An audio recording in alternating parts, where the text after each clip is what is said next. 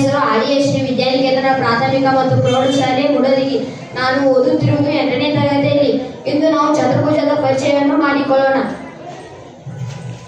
ಚತುರ್ಭುಜ ಎಂದರೆ 4 ಬಾಹುಗಳನ್ನು ಮತ್ತು 4 ಕೋನಗಳನ್ನು ಹೊಂದಿರುವ ಆವೃತ್ತ ಆಕೃತಿಯನ್ನು ಚತುರ್ಭುಜ ಎಂದು ಕರೆಯುತ್ತಾರೆ. ಮತ್ತು ಚತುರ್ಭುಜದ ವಿಧಗಳನ್ನು ನಮ್ಮ ಸ್ನೇಹಿತರು ವಿವರಿಸುತ್ತಿದ್ದಾರೆ. ನಾನು ಹೇಳುತ್ತಿರುವುದು ತ್ರಪಿಜ್ಯ. ಒಂದು ಜೊತೆ ಸಮಾಂತರ ಬಾಹುಗಳನ್ನು ಹೊಂದಿರುವ ಚತುರ್ಭುಜವೇ ತ್ರಪಿಜ್ಯ. ನಾನು ಹೇಳುತ್ತಿರುವುದು ಪತಂಗ. ಪತಂಗವು 4 ಬಾಹುಗಳನ್ನು ಹೊಂದಿದೆ. ಪತಂಗದಲ್ಲಿ ನಿರ್ದಿಷ್ಟವಾದ 2 ಜೊತೆ ಪಾರ್ಶ್ವ ಬಾಹುಗಳು ಅಳತೆಯಲ್ಲಿ ಸಮನಾಗಿವೆ. ನಾನು ಹೇಳುತ್ತಿರುವುದು ಸಮಾಂತರ ಚತುರ್ಭುಜ. ಸಮಾಂತರ ಚತುರ್ಭುಜ ಎಂದರೆ ಅಭಿಮುಖ ಬಾಹುಗಳು ಮತ್ತು ಅಭಿಮುಖ ಕೋನಗಳು ಸಮವಾಗಿರುವ ಚತುರ್ಭುಜವನ್ನು ಸಮಾಂತರ ಚತುರ್ಭುಜ ಎನ್ನುವರು.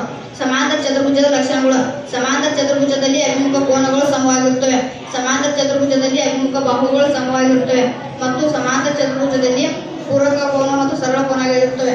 ಸಮಾಂತರ ಚತುರ್ಭುಜದಲ್ಲಿ ಕರ್ಣಗಳು ಪರಸ್ಪರ ಅರ್ಪಿಸುತ್ತವೆ.